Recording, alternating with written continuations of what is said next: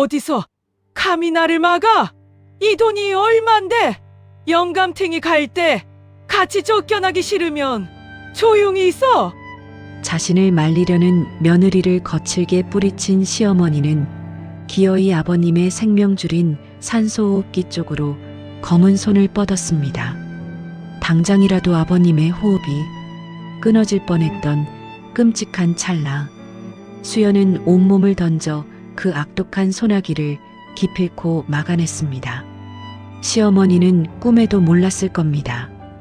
바닥에 내동댕이 쳐진 며느리의 품으로 아버님이 마지막 순간까지 꽉 쥐고 있던 작은 쪽지 한 장이 기적처럼 전해지게 될 줄은요. 도대체 그 쪽지에는 어떤 진실이 숨겨져 있길래 단 5분 만에 시댁 전 재산을 몰수하는 치명적인 무기가 된 걸까요? 벼랑 끝에서 시작된 수연이의 외롭고도 짜릿한 반격을 든든하게 응원해 주실 분은 이야기 시작 전 구독과 좋아요 꾹 눌러주세요. 모든 반격에 서막이 올랐던 그날, 중환자실에서는 과연 무슨 일이 벌어지고 있었던 걸까요? 거울 너머로 끔찍한 광경을 목격한 수연의 두 손에서 힘없이 대야가 미끄러져 내렸습니다.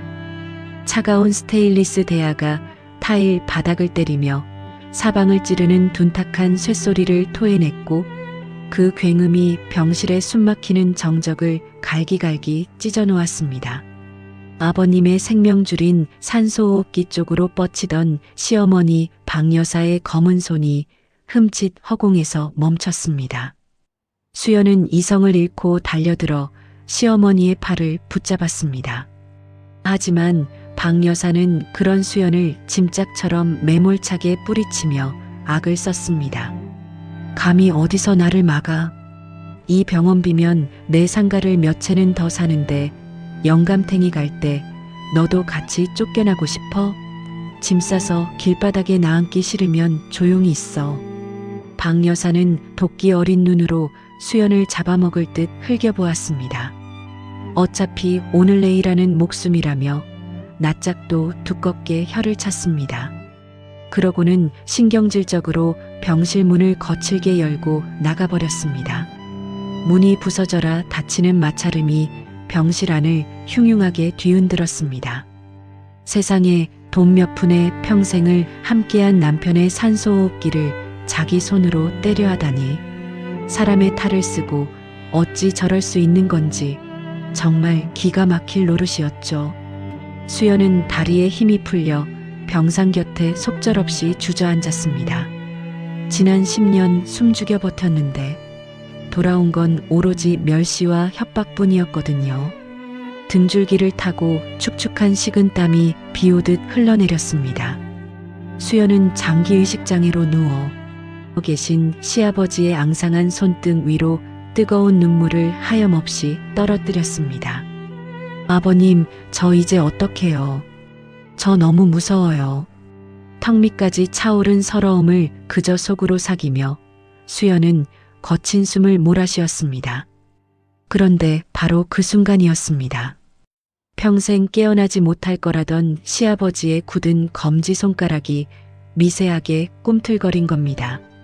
수연의 눈물에 반응하듯 손끝이 파르르 떨리더니 마지막 생명력을 쥐어짜듯 주먹이 힘겹게 펴지기 시작했습니다.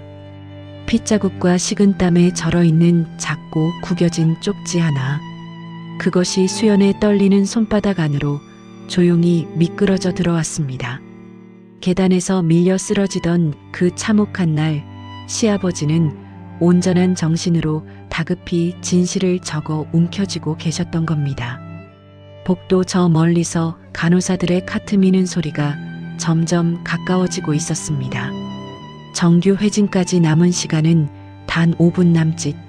수연은 마른 침을 삼키며 황급히 그 축축한 쪽지를 앞치마 깊숙한 곳에 쑤셔 넣었습니다. 병실 구석으로 몸을 숨긴 그녀가 조심스레 쪽지를 펼쳐보았거든요. 거기엔 핏방울이 엉겨붙은 비뚤비뚤한 글씨로 단 3문장이 적혀 있었습니다. 나를 민 건 내 시어머니다. 집안 금고 0416. 강 변호사. 너만 믿는다. 쪽지를 확인한 수연의 눈동자가 지진 난 듯 거칠게 흔들렸습니다. 시아버지를 저 끔찍한 지경으로 만든 진범이 바로 시어머니 박 여사였단 말입니다. 수연은 핏자국이 선명한 그 구겨진 쪽지를 부서져라 틀어쥐었습니다. 이제껏 흘렸던 나약한 눈물이 차갑게 얼어붙는 순간이었습니다. 독하게 마음먹은 그녀의 눈빛이 매서운 살기로 번뜩였거든요. 수연은 곧바로 앞치마에서 휴대전화를 꺼내 들었습니다. 그리고 쪽지에 적힌 강 변호사의 번호를 꾹꾹 눌러 저장하며 피도 눈물도 없는 심판을 준비하기 시작한 겁니다. 하지만 수연은 아직 알지 못했습니다. 이 쪽지 한 장이 불러올 폭풍이 단순한 복수를 넘어 수백억 재산의 향방을 송두리째 뒤집어 놓을 거대한 쓰나미가 되리란 사실을요.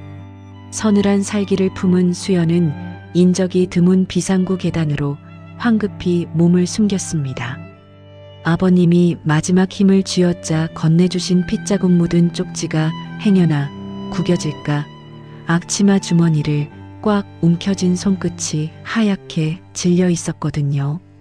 어둡고 찬 바람이 부는 시멘트 계단에 서서 떨리는 숨을 고르려던 찰나였습니다.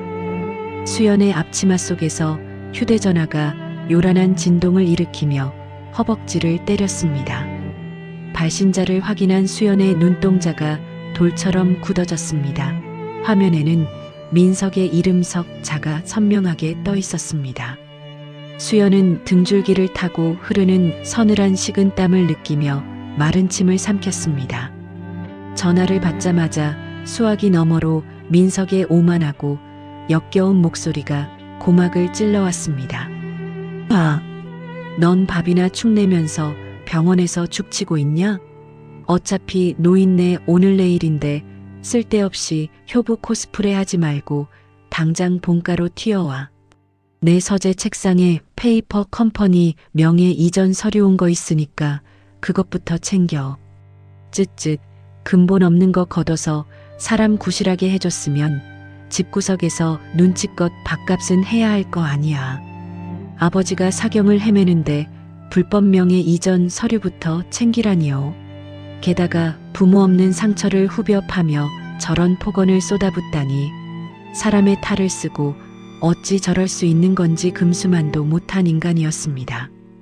모욕적인 언사에 수연의 뒷목이 뻣뻣하게 굳어졌습니다. 하지만 그녀는 억울하다고 소리치며 매달리지 않았습니다. 오히려 피가 맺히도록 입술을 굳게 다물고 서늘하게 가라앉은 눈빛으로 통화 녹음 버튼을 눌렀거든요. 휴대전화 화면 상단에 빨간 불빛이 깜빡이며 민석의 추악한 지시가 고스란히 담기기 시작한 겁니다. 네, 페이퍼 컴퍼니 명예 이전 서류요. 알겠습니다. 지금 챙겨둘게요. 수연은 통화 당사자로서 그 어떤 불법적 꼬투리도 잡히지 않게 아주 명확하고 차분한 발음으로 민석의 지시를 복창하며 합법적인 증거를 챙겼습니다. 전화를 끄는 수연의 손마디는 굵고 거칠게 마디가 져 있었습니다. 지난 10년간 시댁 식구들 입에 들어갈 따뜻한 밥을 짓느라 정작 본인은 한겨울에도 보일러 안 들어오는 주방 구석에서 찬물에 밥을 말아 넘기며 버텨온 훈장이었죠. 바닥이 다 닳아버린 만원짜리 시장 구두를 신고 넓은 저택을 종일 쓸고 닦느라 굽어버린 허리를 생각하면 참으로 억장이 무너지는 뼈아픈 세월이었습니다. 수연은 거칠어진 손으로 다시 휴대전화를 들어 아버님의 유언 집행인인 강 변호사에게 전화를 걸었습니다. 신호가 채 2번도 가기 전에 낮고 묵직한 강 변호사의 목소리가 들려왔거든요. 강 변호사님, 저 수연입니다. 아버님이 방금 쓰러지시기 직전에 온전한 정신으로 남기신 메모를 제게 주셨습니다. 아버님을 계단에서 민범인이 누구인지 그리고 진짜 진실이 어디에 있는지 다 적혀 있습니다. 수연의 다급한 목소리에 수화기 너머에서는 무거운 한숨이 흘러나왔습니다. 그리고 이어진 강 변호사의 대답은 수연의 머리 위로 찬물을 끼얹는 듯한 청천벽력이었거든요. 사모님, 상황이 생각보다 훨씬 안 좋습니다. 방금 전 법원 쪽에서 연락을 받았습니다. 박 여사님 측에서 이미 오늘 오후에 아버님에 대한 단독 성년 후견인 개시 심판을 기습적으로 청구했습니다. 그 말을 듣는 순간 수연은 숨이 턱 막혀왔습니다. 법적으로 단독 성년 후견인이 지정된다면 박 여사는 아버님의 모든 재산권은 물론이고 연명치료 중단 같은 생명에 관한 결정권까지 완벽하게 손에 쥐게 되는 상황입니다. 시간이 없었습니다.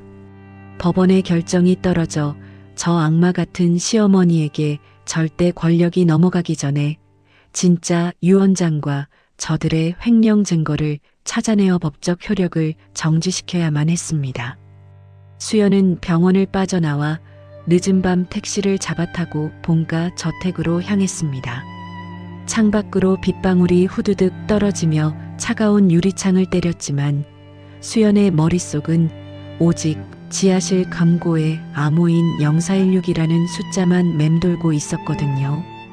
어둠이 짙게 깔린 거대한 본가 저택 앞이었습니다. 평소 같았으면 숨소리조차 크게 내지 못하고 주눅 들어들어섰을 대문이었습니다. 하지만 수연은 더 이상 과거에 힘없는 며느리가 아니었습니다. 그녀는 지갑에서 낡은 마스터키를 꺼내 들었습니다. 시댁의 온갖 굳은 살림과 자비를 도맡아 하느라 이 집안의 모든 열쇠와 동선은 수연의 머릿속에 훤히 꿰뚫려 있었던 겁니다. 무거운 현관문이 둔탁한 마찰음을 내며 열렸습니다. 저택 내부는 숨막힐 듯 고요했고 서늘한 공기가 수연의 뺨을 스치고 지나갔습니다. 수연이 발소리를 죽인 채 거실 복도를 지나갈 때였습니다. 안방 쪽에서 불빛이 새어나오며 박 여사의 날카롭고 표독스러운 목소리가 복도를 타고 흘러나왔거든요. 수연이 그것은 머리가 정말 나빠서 절대 눈치 못 채 가족 없는 약점 들먹이면 쥐 죽은 듯 기어다니는데 뭘 걱정해. 쥐뿔도 없는 것을 걷어줬더니 지가 진짜 이 집안 며느리인 줄 아나 봐. 유언장이야 강 변호사 늙은이 따돌리고 우리가 가짜로 하나 만들면 그만이야. 넌 내일 당장 영감탱이 산소줄부터 확실히 끊어놔. 돌아가신 친정 부모님까지 들먹이며 모욕하고 유언장 위조의 살인 교사까지 서슴지 않는 시어머니의 끔찍한 말이었습니다. 수연은 쥐고 있던 가방끈을 부서져라 꽉 움켜쥐었습니다. 가슴속에서 활활 타오르는 천불이 일어났지만 수연은 결코 감정적으로 문을 박차고 들어가지 않았습니다. 지금 저 방에 들어가 소리를 지르며 화를 내는 것은 하수나 하는 짓이란 걸 너무도 잘 알고 있었거든요. 수연은 거친 숨을 몰아쉬며 반드시 저 오만한 입에서 피눈물 섞인 비명이 터져 나오게 만들겠다고 뼛속 깊이 다짐했습니다. 그녀는 발걸음을 돌려 굳게 닫힌 지하실 입구 쪽으로 향했습니다. 그런데 복도 모퉁이를 도는 순간 수연의 발걸음이 흠칫 멈춰 섰습니다. 평소에는 없었던 낯선 기계 장치가 천장에 매달려 붉은 빛을 깜빡이고 있었거든요. 박 여사가 아버님이 쓰러진 직후 혹시 모를 침입자에 대비해 지하실 입구를 비추는 새 CCTV를 은밀하게 설치해 둔 겁니다. 평범한 사람이라면 당황해서 카메라를 부수거나 렌즈를 가리려 했을 겁니다. 하지만 수연은 그런 어설픈 짓으로 꼬투리를 잡힐 생각이 추호도 없었습니다. 수연은 벽에 몸을 바짝 붙인 채 다용도실 문을 열고 산더미처럼 쌓여있는 세탁 바구니를 번쩍 들어 올렸습니다. 독한 표백제 냄새가 코끝을 찌르는 그 바구니는 그녀가 10년간 매일 밤 뼈 빠지게 날라야 했던 노예 생활의 상징이었거든요. 수연은 수건과 옷가지가 수북하게 쌓인 세탁 바구니를 어깨 위로 짊어지듯 들어 올려 자연스럽게 자신의 얼굴과 상반신을 완벽하게 가렸습니다. 야심한 시각에 밀린 집안일을 하는 식모. 그것이 이 집안에서 수연에게 부여된 일상이었기에 감시 카메라 속에서도 그저 고된 노동을 하는 며느리의 뒷모습으로만 찍힐 뿐이었습니다. CCTV의 사각지대를 여유롭게 통과한 수연은 마침내 서늘한 기운이 감도는 지하실 철문 앞에 섰습니다.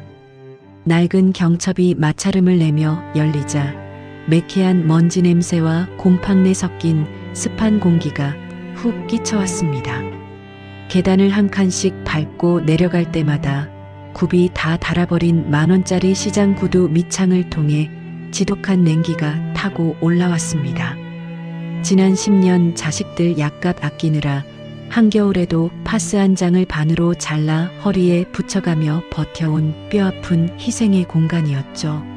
수연은 휴대전화 불빛에 의지해 지하실 가장 안쪽으로 걸음을 옮겼습니다. 거대한 철제 병풍을 온 힘을 다해 밀어내자 그 뒤에 은밀하게 숨겨져 있던 대형 철제 금고가 괴물처럼 버티고 서 있었습니다. 수연은 덜덜 떨리는 손을 금고의 차가운 다이얼 위에 얹고 아버님이 남겨주신 4자리 숫자 0416을 향해 천천히 다이얼을 돌리기 시작했습니다.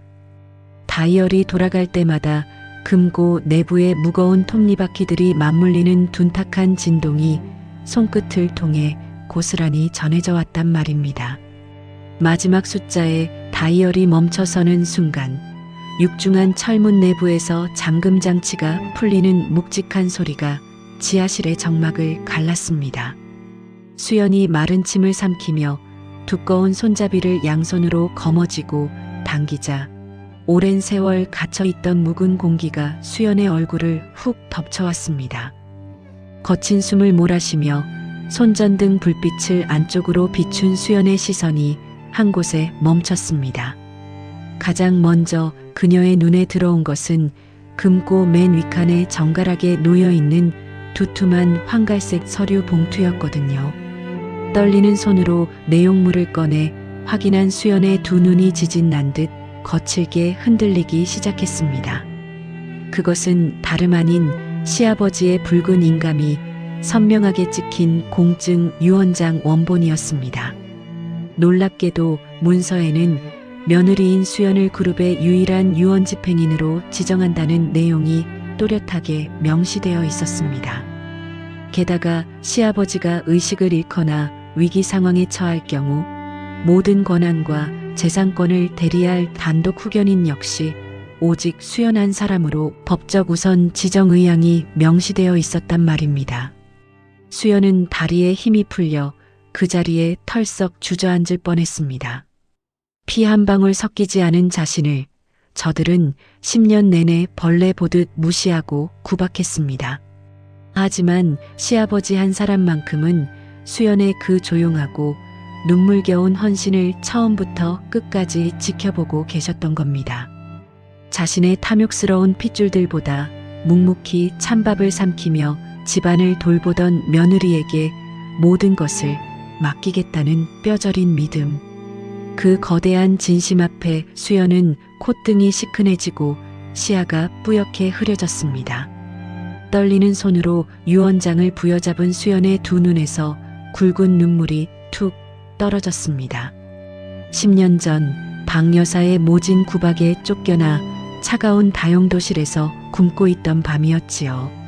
시아버지는 남몰래 따뜻한 국밥 한 그릇을 내밀며 수연의 허른 손을 꼭 잡아주셨거든요. 수연아, 넌 내 며느리가 아니라 내 하나뿐인 딸이다. 이 지옥 같은 집에서 내가 믿을 사람은 오직 너 하나뿐이야. 그 따뜻한 온기와 눈물 어린 한마디에 금수만도 못한 시댁에서도 10년을 진빛으로 버텨낸 수연이었습니다. 자신의 목숨줄을 온전히 며느리에게 맡긴 시아버지의 크나큰 사랑과 믿음에 수연은 입을 틀어막은 채 소리 없는 오열을 토해냈습니다. 하지만 지금은 감상에 젖어 있을 때가 아니었습니다. 수연은 서둘러 유언장 밑에 겹겹이 깔려있던 검은색 표지의 장부 뭉치들을 꺼내 들었습니다. 장부를 펼쳐 넘기던 수연은 순간적으로 숨이 턱 막혀왔습니다. 그것은 시어머니 박 여사가 지난 수십 년간 회사의 피 같은 공금을 쥐도 새도 모르게 빼돌려 세탁해 온 거대 비자금 내역서였거든요. 겉으로는 수천만 원짜리 보석을 휘감고 고상한 사모님 행세를 하더니 뒤에서는 아버님의 눈을 속여가며 회사의 기둥뿌리를 갉아먹고 있었던 겁니다. 명절날 고기 반찬 하나 더 올렸다고 수연의 등짝을 때리며 친정 부모의 가정교육을 운운하던 시어머니가 정작 본인은 수백억의 검은 돈을 주무르고 있었다니요. 낯짝이 두꺼워도 이 정도면 천벌을 받아 마땅한 인간이었습니다. 경악은 거기서 끝나지 않았습니다. 장부들 틈에 교묘하게 끼워져 있던 또 다른 서류철을 확인한 수연의 입술이 파르르 떨리기 시작했습니다. 민석이 회사 알짜배기 부동산을 담보로 막대한 대출을 끌어다 만든 페이퍼 컴퍼니의 설립 서류였습니다. 더욱 소름 끼치는 것은 그 회사의 대표 명의자가 바로 민석이 몇 년째 밖으로 돌며 만나고 있던 내연녀의 이름으로 되어 있었다는 겁니다. 아버지가 사경을 헤매며 산소호흡기에 의지하고 있는 그 끔찍한 시간에도 민석이라는 작자는 내연녀와 작당하여 남은 재산마저 완벽하게 빼돌릴 준비를 끝마쳐둔 상황이었습니다. 수연은 지독한 환멸과 배신감에 치를 떨며 서류를 구겨질 듯 꽉 움켜쥐었습니다. 바로 그 순간이었습니다. 지하실 위쪽 1층 거실과 연결된 나무 계단 쪽에서 소름 끼치는 발소리가 어둠을 찢고 들려왔습니다. 누군가 둔탁하고 무거운 구두 굽소리를 내며 계단을 밟고 내려오고 있었단 말입니다. 나무 판자가 짓눌리는 마찰음이 지하실을 향해 한 칸씩 좁혀져 왔습니다. 아줌마, 이 야밤에 잠 안 자고 거기서 쥐새끼처럼 부스럭거리고 뭐해? 침묵을 깨고 울려 퍼진 민석의 신경질적인 목소리에 수연은 심장이 바닥으로 곤두박질 치는 듯한 극도의 공포를 느꼈습니다. 머리카락이 쭈뼛서고 식은 땀이 폭포수처럼 쏟아져 내렸습니다. 만약 지금 이 자리에서 금고를 연 것을 들킨다면 진짜 유언장과 증거를 뺏기는 것은 물론이고 당장 쫓겨날 것이 불보다 뻔했거든요. 수연은 생존 본능으로 재빠르게 움직였습니다. 유언장 원본과 박 여사의 비자금 장부 그리고 민석의 차명 페이퍼 컴퍼니 증여 서류까지 모조리 낚아채어 앙치마 깊숙한 주머니 속으로 마구잡이로 우겨 넣었습니다. 두툼한 종이 뭉치들의 모서리가 앞치마 안쪽에서 살갗을 거칠게 찌르는 압박감이 고스란히 느껴졌습니다. 그리고 젖먹던 힘을 다해 육중한 금고 문을 밀어붙였습니다. 거대한 쇳덩이가 맞물리며 무거운 파열음이 지하실을 울림과 동시에 천장에 환한 형광등 불빛이 번쩍 켜졌습니다. 갑작스러운 빛에 눈을 찡그린 수연은 재빨리 금고 앞에서 몸을 돌려 구석에 놓인 낡은 세탁기 앞을 향해 엎드렸습니다. 방금 전까지 악인들의 범죄 증거를 쥐고 서늘하게 분노하던 심판자의 얼굴은 온데간데 없이 지웠습니다. 독한 표백제 냄새가 진동하는 대야에 손을 담그고 젖은 빨랫감을 뒤적이는 이 집안의 미련하고 순종적인 식모의 모습으로 완벽하게 엎드려 있었거든요. 너구리 같은 것. 사람 소름 돋게 어두운 데서 웅크리고 뭐하는 짓거리야? 계단 중턱에 팔짱을 끼고 선 민석이 수연의 초라한 뒷모습을 벌레 보듯 위아래로 훑어보며 비아냥거렸습니다. 그의 눈빛에는 10년을 함께 산 아내에 대한 일말의 연민이나 존중 따위는 털끝만큼도 찾아볼 수 없었습니다. 즉 하여간 배운 거 없고 근본 없는 것 아니랄까봐. 노인네 오늘 내일에서 집안꼴이 초상집인데 넌 눈치도 없이 빨래나 처주무르고 자빠졌냐? 이래서 가족도 없이 기어들어온 것은 사람 대접을 해주면 안 돼. 위에서 서류나 빨리빨리 찾아놓을 것이지. 궁상 맞은 티를 내요. 즉 재수없게 진짜. 돌아가신 친정 부모님까지 빗대며 저주를 퍼붓는 저 천박한 모욕이었습니다. 수연은 락스물이 묻은 수건을 쥐고 있는 두 손에 핏대가 터질 정도로 꽉 힘을 주었습니다.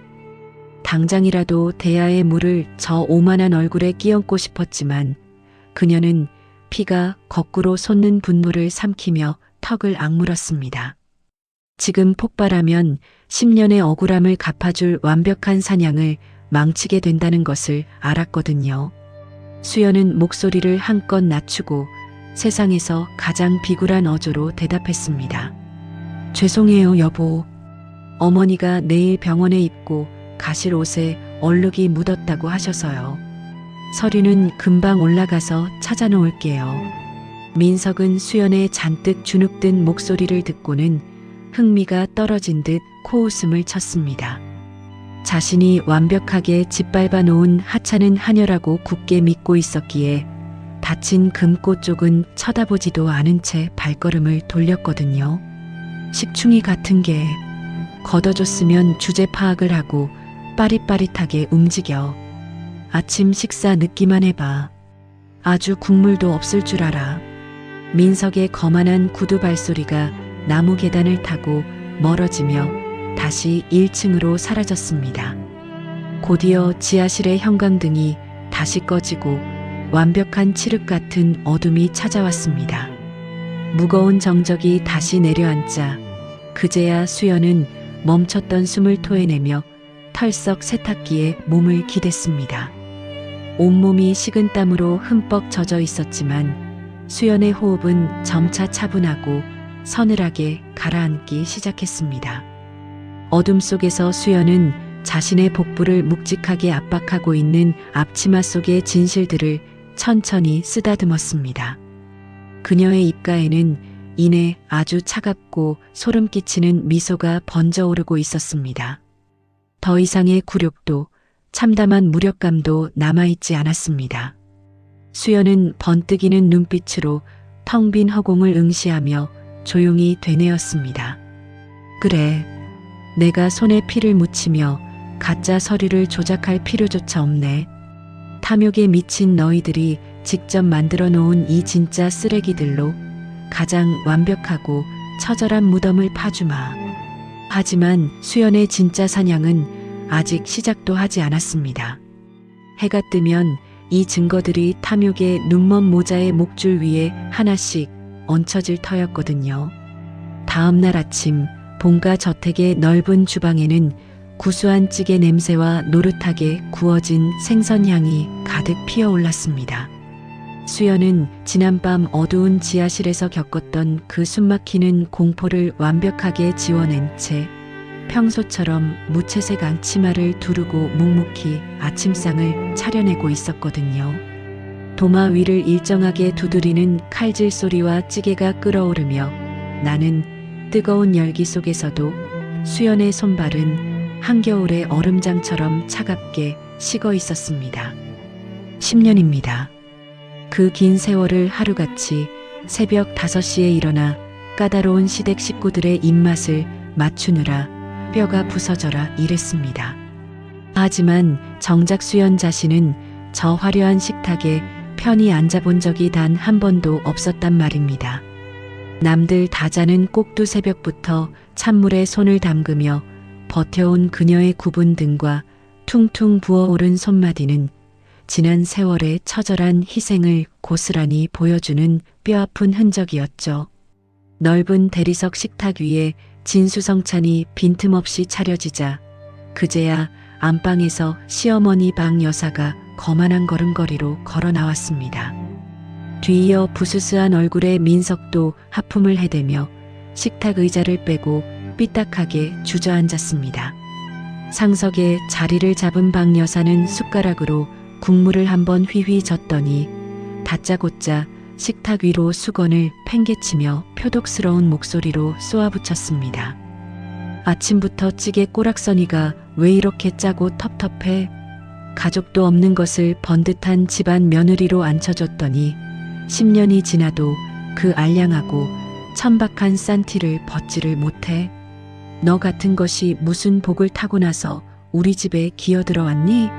영감탱이 병원비로 수억이 깨져나가서 내 속이 시커멓게 타들어가는데 아침부터 소금물을 끓여와? 당장 내 눈앞에서 밥맛 떨어지게 꼴도 보기 싫으니까 썩 올라가서 민석이 서재나 치워. 제 손으로 자기 남편 산소호흡기를 때려던 인간이 병원비 타령을 하다니요. 게다가 돌아가신 친정 부모님을 빗대며 밑바닥까지 짓밟는 저 폐륜적인 언사에 수연은 쥐고 있던 녹그릇을 찌그러질 듯 꽉 움켜쥐었습니다.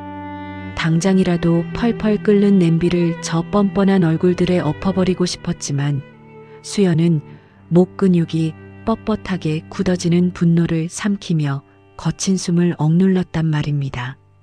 대신 그녀는 고개를 푹 숙인 채 세상에서 가장 미련하고 순종적인 식모의 목소리로 대답했습니다. 죄송합니다, 어머님. 제 입맛이 천해서 간을 제대로 못 맞췄네요. 아버님 병원 가시기 전에 서재부터 먼지 하나 없이 아주 깨끗하게 치워놓겠습니다. 수연은 허리를 굽혀 깊게 인사를 하고 돌아섰습니다. 하지만 그녀의 눈빛만큼은 독을 품은 살무사처럼 차갑고 날카롭게 번뜩이고 있었습니다. 박 여사와 민석은 꿈에도 모르고 있었을 겁니다. 자신들이 벌레 보듯 짓밟고 무시하는 저 하찮은 며느리의 앞치마 주머니 속에 그들의 오만한 돈줄을 단번에 끊어놓을 끔찍한 사형 선고문이 들어있다는 사실을 말입니다. 2층으로 올라온 수연은 가장 먼저 민석의 서재 문을 조심스럽게 열었습니다. 문을 여는 순간 수천만 원을 호가하는 수입 가죽 소파의 냄새와 민석이 몸에 들이붓는 짙은 향수 냄새가 훅 끼쳐왔거든요. 싸구려 주방 세제와 락스 냄새가 밴 수연의 낡은 옷차림과는 너무도 이질적인 그들만의 사치스럽고 역겨운 공기였습니다. 수연은 굳이 민석의 육중한 책상 서랍을 억지로 뜯어내거나 잠긴 금고의 비밀번호를 알아내려 애쓰는 불법적인 짓은 추호도 할 생각이 없었습니다. 어설프게 남의 물건을 훼손했다가는 오히려 꼬투리를 잡혀 자신이 쳐둔 완벽한 덫이 무용지물이 될 수 있다는 것을 너무도 잘 알고 있었거든요. 그녀의 치밀한 시선이 멈춘 곳은 다름 아닌 민석이 출근 전 매일 아침 습관적으로 확인하는 책상 위 대형 프린터의 출력물 트레이였습니다. 수연은 열린 문밖을 살핀 뒤 앞치마 주머니에서 어젯밤 확보해둔 서류 복사본 한 장을 꺼내 들었습니다. 그것은 시어머니 박 여사가 아버님의 눈을 완벽하게 속이고 수십 년간 회사 돈을 갉아먹은 거대 비자금 장부의 핵심 페이지였단 말입니다. 수연은 빳빳한 종이가 구겨지지 않게 모서리를 살짝 쥐고 트레이에 수북하게 쌓인 민석의 업무용 결제 서류들 틈바구니 사이로 그 복사본을 교묘하게 밀어 넣었습니다. 종이 면이 서로 마찰하며 서늘하게 긁히는 소리가 넓은 서재의 무거운 정막을 날카롭게 갈랐습니다. 수연의 섬세한 손놀림 덕분에 그 치명적인 장부는 마치 복사기가 실수로 다른 서류에 섞여 출력해낸 것처럼 아주 자연스럽게 위장되어 자리 잡았습니다. 이제 민석은 저 결제 서류 뭉치를 무심코 넘기다가 자신의 몫인 줄 굳게 믿고 있던 알짜배기 자산들을 제 어미가 뒷구멍으로 홀로 삼키려 했다는 끔찍한 진실을 목도하게 될 겁니다. 어머니를 든든한 제 편이라 굳게 믿고 있던 민석의 오만한 뒤통수를 제대로 후려칠 가장 우아하고도 잔인한 첫 번째 함정이 완성된 겁니다. 서재를 빠져나온 수연은 숨을 고를 새도 없이 곧바로 안방으로 발걸음을 옮겼습니다. 화려한 크리스탈 샹들리에와 최고급 자개장으로 번쩍이는 넓은 안방은 아버님이 생사를 오가며 누워 계신 그 차가운 중환자실과는 너무도 대비되는 탐욕의 공간이었단 말입니다. 수연은 박 여사가 매일 아침 눈을 뜨자마자 가장 먼저 다가가는 화려한 화장대 앞으로 다가섰습니다. 수천만 원을 호가하는 수입 화장품들이 즐비한 그곳 한가운데에는 박 여사가 제 명에 오래 살겠다며 목숨처럼 챙겨 먹는 값비싼 유리 영양제통이 떡하니 놓여 있었습니다. 수연은 다시 한번 앞치마 주머니에 손을 넣어 이번에는 전혀 다른 종류의 서류 뭉치를 꺼내 들었습니다. 뻔뻔한 민석이 밖으로 돌며 만나는 내연녀의 명의로 몰래 빼돌린 차명 페이퍼 컴퍼니 증여 서류 원본이었습니다. 수연은 화장대 위에 놓인 묵직한 유리 약통을 한 손으로 살짝 들어 올렸습니다. 그리고 그 아래에 내연녀의 이름이 붉은 글씨로 선명하게 적힌 증여 서류를 절반쯤 삐져나오게 하여 누구라도 한눈에 확 띄도록 내려놓았거든요. 차가운 유리 약통이 빳빳한 종이 면 위를 무겁게 짓누르며 둔탁한 마찰음을 냈습니다. 이것으로 시어머니 박 여사를 위한 맞춤형 지옥불 세팅까지 완벽하게 끝난 상황입니다. 조강지처인 며느리 명의도 아닌 정체도 모를 내연녀의 이름으로 자신이 평생을 바쳐 빼돌린 그 소중한 재산이 아들 손에 의해 고스란히 빠져나가고 있다는 사실을 알게 된다면 과연 어떻게 될까요? 자식보다 돈을 우선시하는 박 여사로서는 그 자리에서 피가 거꾸로 솟을 일이었죠. 2개의 치명적인 시한폭탄을 모자의 목줄에 각각 정확하게 매달아둔 수연은 다시 아무 일도 없었다는 듯 고개를 숙인 채 거실로 걸어 나왔습니다. 넓은 거실 테이블 위에는 박 여사와 민석이 방금 전까지 개걸스럽게 비워낸 고급스러운 찻잔과 밥그릇들이 어지럽게 널려 있었습니다. 수연은 묵묵히 그 찌든 그릇들을 차곡차곡 쟁반에 담아 올리며 굳게 다물었던 입술 사이로 차가운 콧숨을 길게 내뱉었습니다. 도자기 그릇들이 서로 부딪히며 내는 날카롭고 투명한 파열음만이 고요한 저택의 거실 공기를 서늘하게 맴돌고 있었단 말입니다. 그들은 수연이 멍청하고 무능해서 아무것도 모른 채 당하고만 있다고 굳게 믿고 있었겠지만 천만의 말씀이었습니다. 수연은 자신의 손에 더러운 흙먼지나 불법적인 피를 단 한 방울도 묻히지 않았습니다. 오직 저들이 스스로의 탐욕으로 만들어낸 추악한 범죄의 물증들만으로 서로를 물어뜯을 가장 완벽하고 합법적인 처형 무대를 완성해낸 겁니다. 수연은 묵직한 쟁반을 단단히 받쳐들고 창밖으로 쏟아지는 아침 햇살을 서늘한 눈빛으로 응시했습니다. 등줄기에는 더 이상 억울함의 식은땀이나 두려움의 눈물은 흐르지 않았습니다. 대신 얼음장처럼 차갑고 철저하게 계산된 이성적인 분노만이 그녀의 온몸을 꼿꼿하게 지배하고 있었거든요. 수연은 텅 빈 거실 한가운데 홀로 서서 낮고 뼈가 시린 목소리로 허공을 향해 조용히 중얼거렸습니다. 탐욕스러운 개들은 굳이 등 떠밀지 않아도 고기 냄새만 맡으면 서로의 목줄을 잔인하게 물어뜯는 법이지.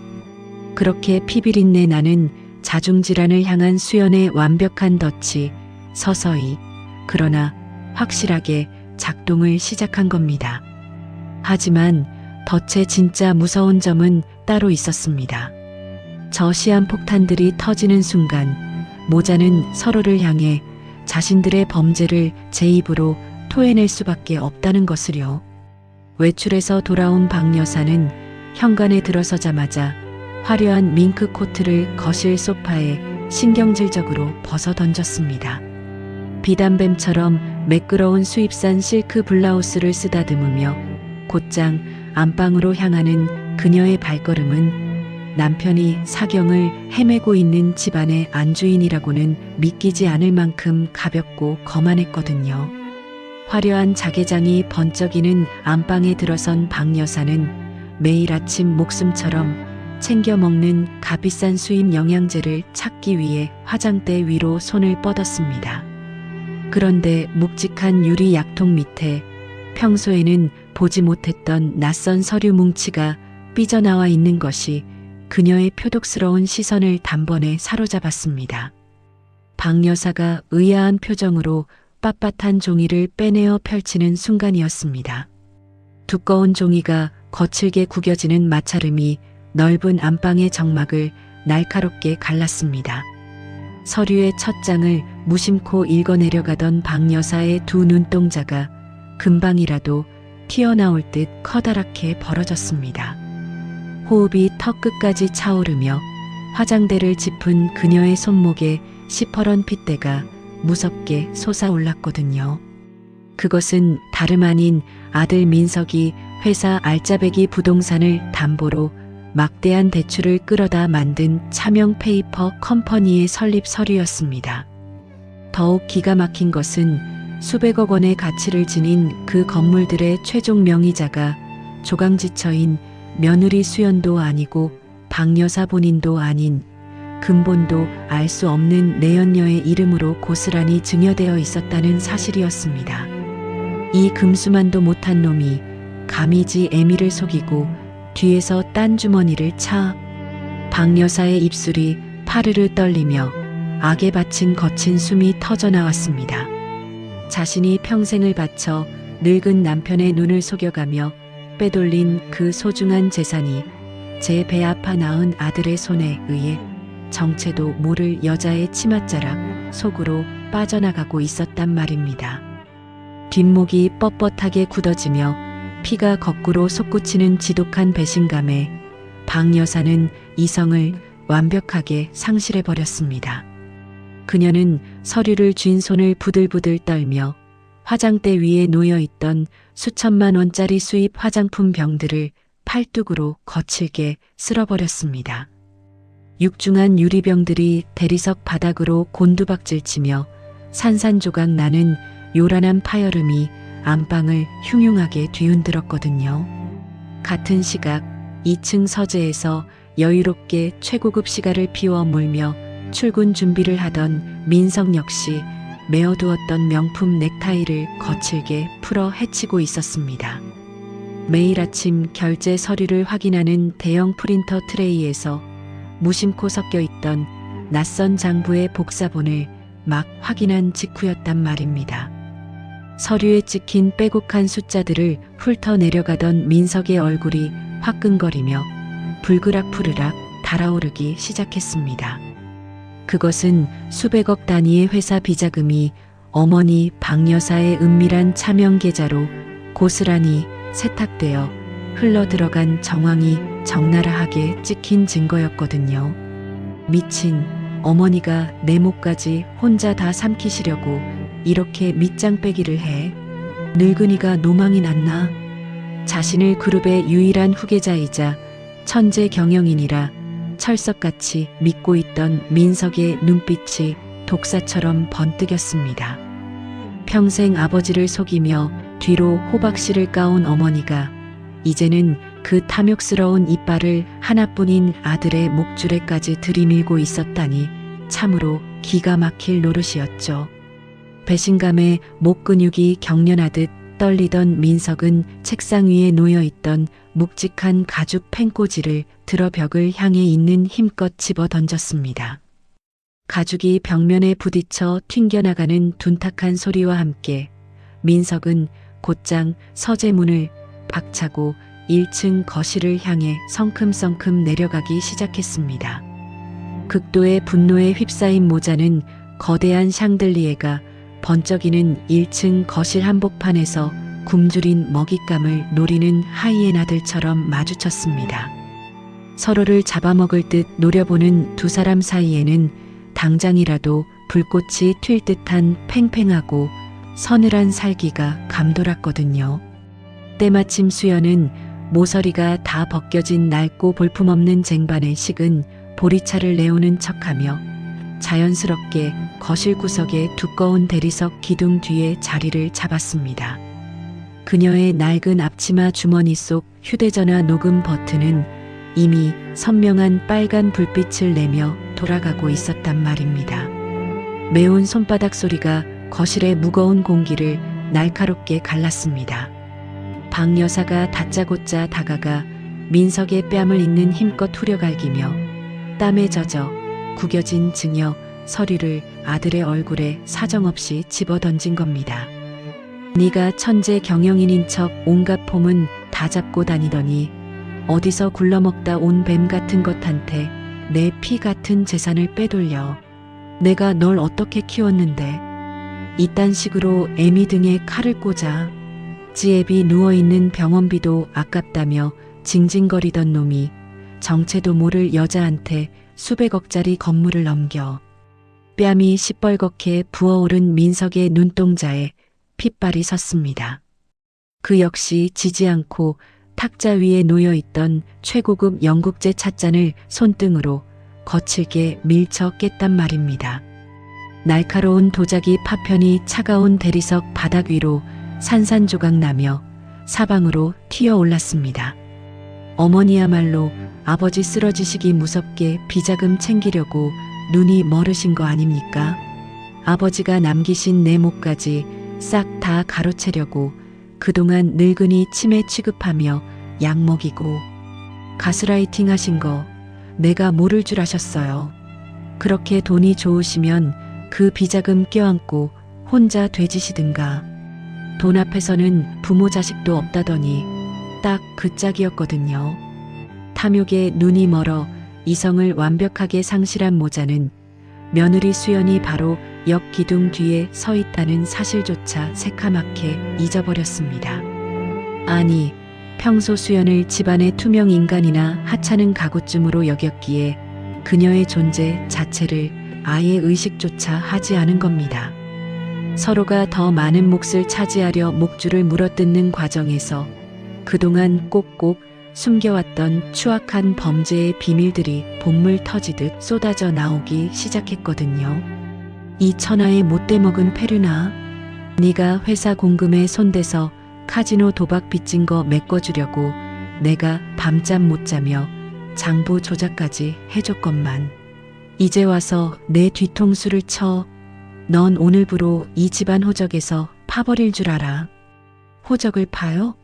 웃기고 있네. 어머니가 그날 계단에서 아버지만 안 밀었어도 이렇게 서두를 일은 없었습니다. 멀쩡한 사람을 지 손으로 밀어다 장기의식장애 환자로 만들어 놓고 지금 저한테 횡령죄까지 싹 다 뒤집어 씌우려는 겁니까? 살인 미수와 거액의 상습 횡령. 그 끔찍하고 무거운 범죄 사실을 제 입으로 악을 쓰며 생중계하는 꼴이었습니다. 스스로 섭을 지고 지옥불로 뛰어들어 서로의 살점을 뜯어먹고 있는 겁니다. 수연은 낡은 쟁반을 단단히 받쳐든 채 대리석 기둥 뒤에서 묵묵히 그 핏빛 아수라장을 차가운 눈빛으로 지켜보았습니다. 수연의 거친 손마디는 쟁반의 테두리를 꽉 움켜쥐느라 하얗게 질려 있었습니다. 하지만 그녀의 등줄기에는 10년 묵은 체증이 씻겨 내려가는 듯한 소름 끼치는 전율이 흐르고 있었단 말입니다. 앞치마 속에서는 그들의 끔찍한 패륜적 자백이 단 한 글자의 누락도 없이 훗날 법정에서 저들을 완벽하게 파멸시킬 가장 확실한 합법적 체증으로 고스란히 기록되고 있었습니다. 한참을 악을 쓰며 서로의 얼굴에 침을 튀기던 두 사람은 결국 분에 못 이겨 씩씩거리며 등을 돌렸습니다.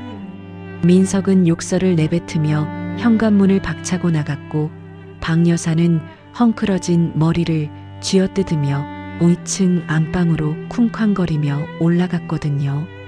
문이 부서져라 닫히는 마찰음이 2번 연달아 거대한 저택을 흉흉하게 울렸습니다.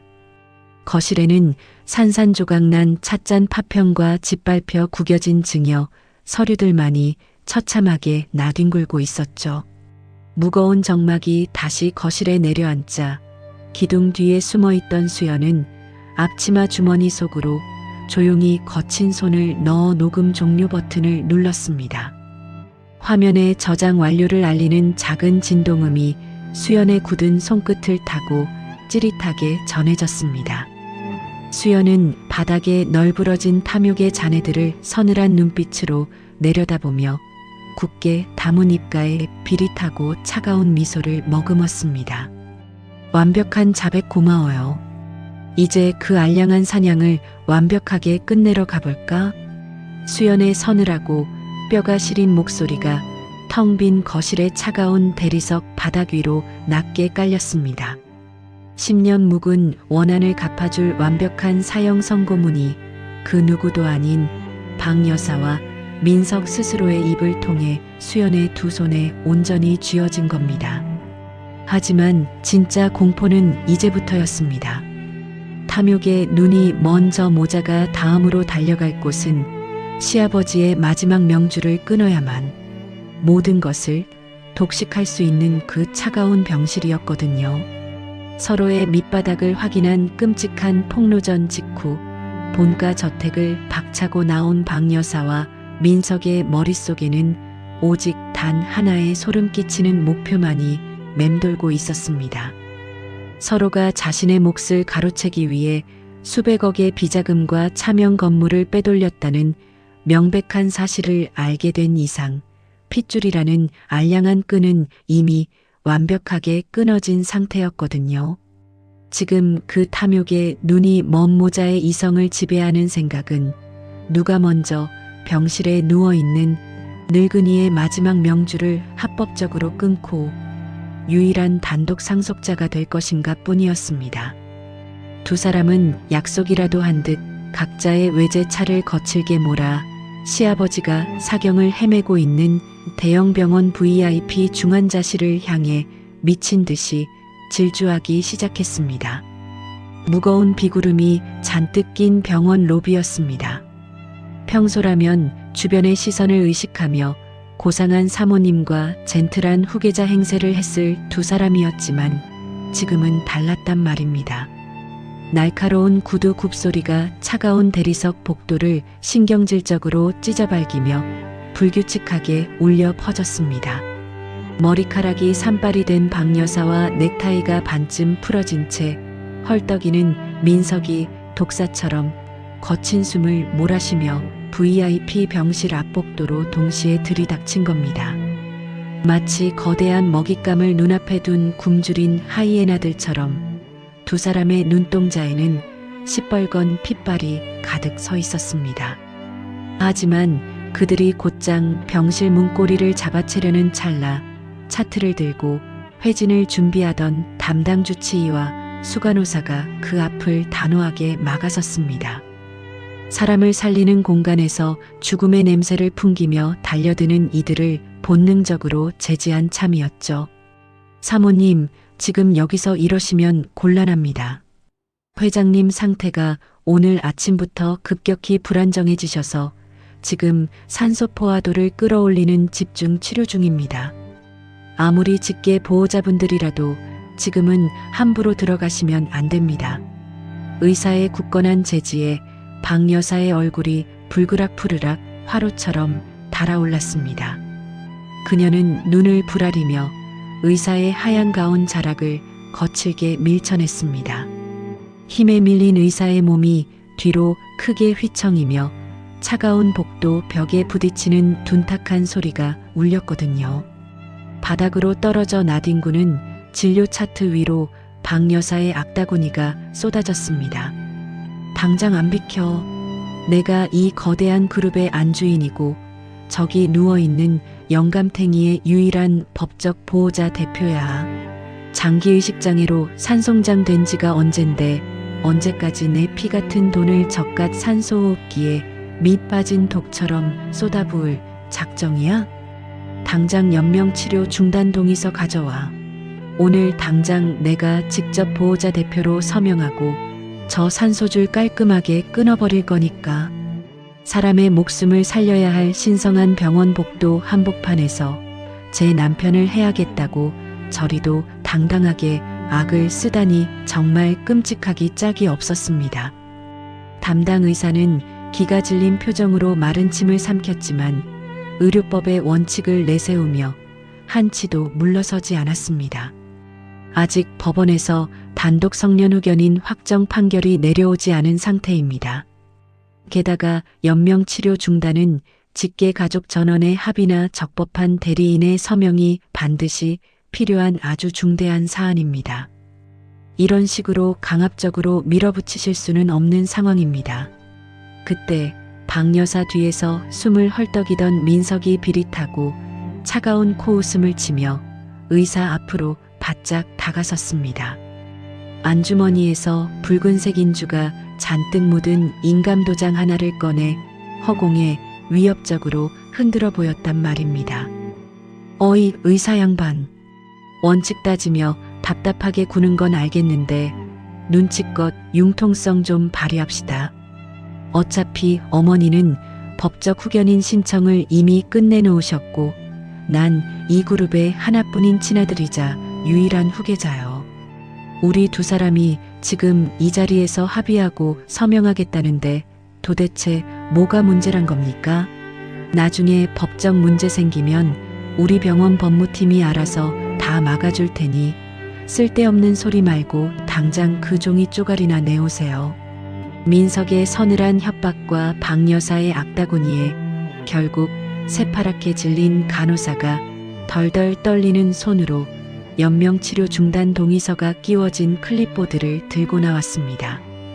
목표물을 확인한 모자는 더 이상 의사의 눈치도 보지 않고 거칠게 병실 문을 밀어젖히고 쳐들어갔습니다. 무거운 병실 문이 흉흉한 파열음을 내며 열리자 불규칙하고 위태롭게 요동치는 시아버지의 심전도 모니터 경고음이 그들의 귓가를 날카롭게 때렸습니다.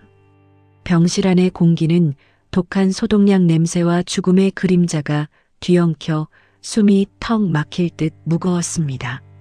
수많은 호스의 의지에 가쁜 숨을 몰아쉬는 시아버지의 창백한 얼굴. 하지만 박 여사와 민석에게 그 모습은 일말의 연민이나 슬픔을 불러일으키지 못했습니다. 그저 하루빨리 치워버리고 유산을 독식해야 할 거추장스러운 장애물에 불과했거든요. 간호사가 조심스레 내민 동의서와 검은색 펜을 향해 박 여사가 먼저 매의 발톱처럼 날카로운 손을 뻗어 낚아챘습니다. 이리 내놔. 그룹의 모든 재산과 생사여 탈권은 이 안주인인 내가 온전히 통제한다. 서명도 내가 하고 도장도 내 손으로 직접 찍을 거니까. 박 여사가 펜을 꽉 쥐고 서명란에 자신의 이름을 휘갈기려는 찰나였습니다. 옆에 바짝 붙어 서 있던 민석이 굶주린 승냥이 떼처럼 달려들어 박 여사의 손목을 거칠게 비틀어 꺾어버린 겁니다. 손목뼈가 부서질 듯한 압박감에 박 여사의 입에서 찢어지는 듯한 비명이 터져 나왔습니다. 민석은 어머니의 손에서 펜과 동의서를 무자비한 힘으로 강탈하며 악마처럼 서늘하게 으르렁거렸단 말입니다. 어머니, 다 늙어서 노망이 나셨으면 뒷방으로 조용히 물러나 계시죠. 나 몰래 차명 계좌 파서 수백억 비자금 빼돌린 거 내가 영원히 모를 줄 아셨습니까?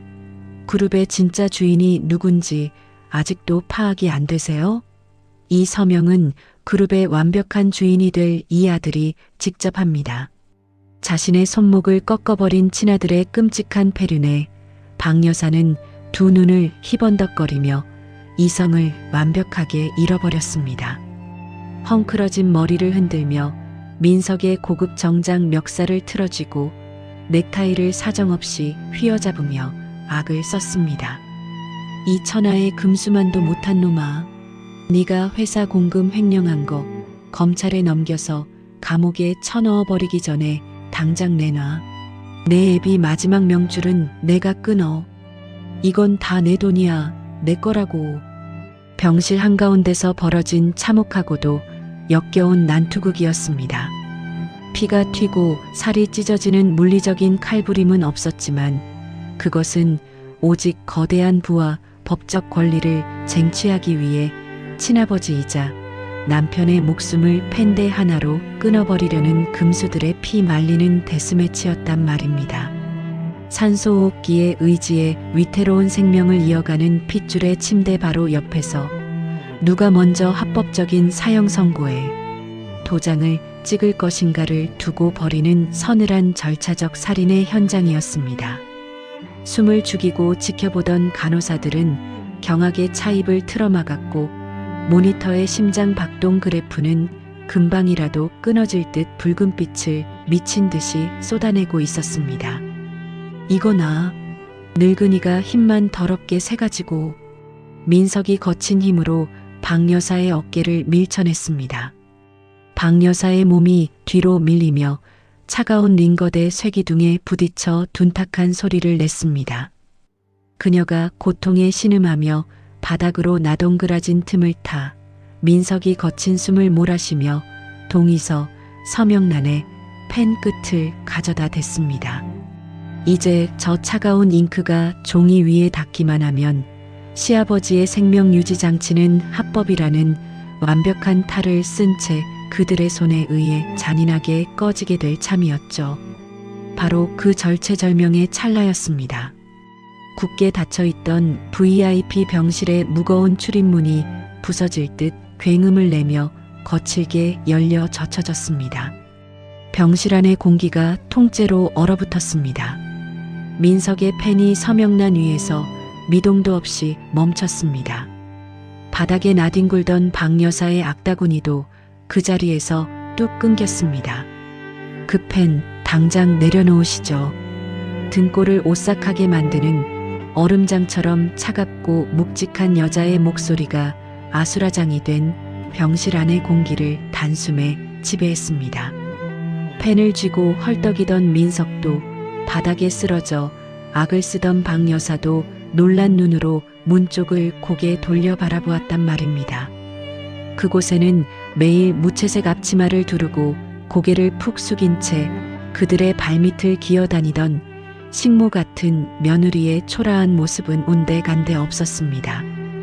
단정하고 고급스러운 검은색 정장을 차려입고 압도적인 카리스마와 서늘한 살기를 뿜어내며 꼿꼿하게 서 있는 수연이 그들을 벌레 보듯 내려다보고 있었거든요. 이제껏 본 적 없는 수연의 낯설고 위압적인 모습에 박 여사와 민석의 흔들리는 동공 속으로 걷잡을 수 없는 당혹감이 번지기 시작한 겁니다. 그리고 수연의 등 뒤에 도열한 사람들의 면면을 확인한 순간 그 당혹감은 곧 걷잡을 수 없는 공포로 바뀌어갈 터였습니다. 문 앞에 선 그녀는 지난 10년간 탐욕의 노예들 같은 시댁 식구들 앞에서 숨죽여 지내던 그 초라한 며느리가 아니었습니다. 늘 피부처럼 걸치고 다니던 보풀 일어난 낡은 회색 카디건은 온데간데 없었단 말입니다. 머리부터 발끝까지 한치의 흐트러짐 없이 떨어지는 서늘한 검은색 맞춤 정장, 꼿꼿하게 편 허리와 상대를 꿰뚫어 보는 듯한 매서운 눈빛, 수연이 온몸으로 뿜어내는 그 압도적인 카리스마에 박 여사와 민석은 마치 귀신이라도 본 것처럼 입을 떡 벌리고 말았습니다. 더욱 기가 막힌 것은 수연의 등 뒤로 도열한 사람들의 면면이었습니다. 시아버지의 오랜 법률 대리인이자 그룹의 핵심 고문인 강 변호사를 필두로 대한민국 최고를 자랑하는 대형 로펌의 엘리트 변호인단 7명이 날선 표정으로 일제히 병실로 쏟아져 들어왔거든요. 검은 서류 가방을 든 채 수연을 호위하듯 둘러싼 변호사들의 위압감은 그 자체로 거대한 권력의 장벽이었습니다. 지금껏 수연을 발밑에 때만도 못하게 여겼던 모자로서는 감당하기 벅찬 권력의 격차가 병실 안을 무겁게 짓누르기 시작한 겁니다. 하지만 아직 상황 파악을 제대로 하지 못한 민석이 불그락푸르락해진 얼굴로 수연을 향해 삭대질을 해대며 악을 썼습니다. 야, 아줌마. 너 드디어 정신줄을 놨어? 집안에서 밥이나 얻어먹던 거지가 어디서 짝퉁 변호사들 흉내내는 놈들을 끌고 와서 행패야. 당장 저리 안 꺼져? 지금 내 손에 아버님 목숨줄이 달린 거 안 보여. 민석의 천박한 고함이 병실벽에 부딪혀 메아리 쳤습니다. 그리고 1초, 2초, 무겁고 서늘한 침묵이 그 자리를 통째로 집어삼켰습니다. 수연은 눈썹 하나 까딱하지 않았습니다. 그녀는 뒤에 선 강 변호사에게 가볍게 턱짓을 했고 강 변호사는 공손하게 두꺼운 서류 봉투 하나를 수연의 손에 쥐어주었습니다. 수연은 그 서류 뭉치를 번쩍 들어 올리더니 오만방자하게 서 있는 민석의 가슴팍을 향해 가차없이 내던졌습니다. 두꺼운 서류가 민석의 가슴을 세게 때리고는 바닥으로 무겁게 흩어졌거든요. 당신들은 아버님의 몸에 손가락 하나, 아니 종이 쪼가리 하나 건드릴 자격 없습니다. 얼음장같이 차갑고 단호한 수연의 목소리가 병실 안을 날카롭게 갈랐습니다. 멋이 어째? 이 못돼 먹은 년이 지금 누구한테 주둥이를 함부로 놀려. 박 여사가 사색이 되어 소리를 질렀습니다. 하지만 수연은 바닥에 떨어진 서류를 턱으로 가리키며 서늘하게 미소 지었을 뿐이었습니다. 그것은 바로 시아버지가 직접 남긴 유언 집행인 지정 및 사전 위임장 원본과 법원 공증 서류였습니다. 문서 하단에 선명하게 찍힌 시아버지의 붉은 인감을 확인한 순간 민석의 손에서 동의서와 펜이 힘없이 툭 떨어졌습니다. 마치 보이지 않는 손이 민석의 손목에서 모든 힘을 쪽 빼앗아간 것처럼 검은색 펜이 차가운 타일 바닥 위를 대굴대굴 구르며 허탈한 소리를 냈거든요. 잘 보십시오. 아버님의 연명 치료를 포함한 모든 긴급 보호 대리 권한 그리고 재산에 대한 법적 처분권은 이미 유일한 유언 집행인인 제게 위임됐습니다. 당신들 모자가 뒤로 빼돌린 수백억의 비자금과 페이퍼 컴퍼니 증거까지 전부 다 아버님은 알고 계셨단 뜻입니다. 수연의 목소리는 소리를 지르지 않았습니다. 오히려 조용하고 낮은 톤이었죠. 하지만 그 한마디 한마디가 메스처럼 정확하게 급소를 찔러왔기에 박 여사와 민석의 얼굴에서는 핏기가 조수처럼 빠져나가고 있었습니다. 자신들의 치부가 낱낱이 까발려지자 박 여사의 턱이 덜덜 떨리기 시작했습니다. 화려한 화장 위로 식은 땀이 줄줄 흘러내렸습니다. 그 완벽한 절망의 순간 수연은 여유롭게 앞주머니에서 자신의 휴대전화를 꺼내 들었습니다. 화면을 몇 번 터치하자 붉은색 숫자로 가득 찬 5분짜리 타이머가 번쩍이며 작동을 시작했습니다. 수연은 그 휴대전화를 환자용 탁자 한가운데에 보란듯이 올려놓았습니다. 자, 정확히 5분 들이죠. 5분? 그게 대체 무슨 수작이야. 5분 뒤에 뭘 어쩌겠다는 건데. 민석이 침을 튀기며 발악했습니다. 하지만 수연은 태연하게 줄어드는 숫자를 내려다보며 사형 선고를 내리듯 또박또박 말을 이었습니다. 아버님이 만약을 대비해 저와 강 변호사님께 세팅해 두셨던 법적 자산 보전 패키지입니다. 당신들이 빼돌린 수백억의 비자금 통장, 내연녀 이름으로 돌려놓은 상가 건물, 그리고 이 병원비를 내겠다던 당신들의 모든 차명 계좌까지 전 재산에 대한 가압류 조치가 법원 전자소송으로 긴급 접수됨과 동시에 강 변호사님이 은행 VIP 센터에 임시거래 동결을 강제 집행하는 데 걸리는 시간입니다. 수연의 말이 떨어지기가 무섭게 뒤에 도열해 있던 변호인단이 일제히 태블릿 PC를 열고 법원 전자소송 시스템에 무언가를 맹렬하게 입력하기 시작했습니다. 이것은 단순한 협박이 아니었습니다. 대한민국 법과 금융 시스템이 악인들을 올가매기 위해 물리적으로 움직이는 숨막히는 현실의 압박이었거든요. 사태의 심각성을 뼛속까지 깨달은 박 여사가 기괴한 비명을 지르며 수연의 멱살을 잡으려 달려들었습니다. 이 독사 같은 거사, 네가 감히 내 돈을 묶어? 내가 평생을 바쳐 모은 내 돈이야. 당장 취소해. 취소하라고. 하지만 수연은 더 이상 뺨을 맞고 고개를 숙이던 과거의 약자가 아니었습니다. 그녀는 날카로운 구두 굽소리를 내며 단 한 걸음 차갑게 물러섰습니다. 헛손질을 한 박 여사는 중심을 잃고 차가운 병실 바닥에 흉하게 고꾸라지고 말았거든요. 바닥에 엎드려 거친 숨을 몰아쉬는 시어머니를 내려다보는 수연의 눈동자에는 일말의 동정심도 없었습니다. 탁자 위에서는 야속한 타이머의 빨간 숫자가 1초씩, 1초씩 피 말리게 줄어들고 있었습니다. 그들의 모든 화려한 삶이 동결되고 사치스러운 카드가 막히며 통장 잔고가 영원으로 잠기는 출금 정지 문자가 날아오기까지 남은 철저한 현실의 카운트다운이었습니다. 오만했던 악인들의 숨통이 조여드는 소리만이 병실을 가득 채우고 있었습니다. 그리고 그 붉은 숫자가 0을 가리키는 순간 이모자에게는 돈으로 쌓아올린 세상의 모든 것이 한꺼번에 무너져 내리는 진짜 지옥이 펼쳐질 터였습니다. 탁자 한가운데 놓인 수연의 휴대전화 화면에서 붉은색 숫자가 무자비하게 깎여나가고 있었습니다. 10초, 9초, 8초. 평소 같으면 수만 번 들이마시고 내쉴 찰나의 시간에 불과했지만 지금 박 여사와 민석에게는 목을 조르는 밧줄이 서서히 당겨지는 것과 같은 끔찍한 억겁의 시간이었거든요.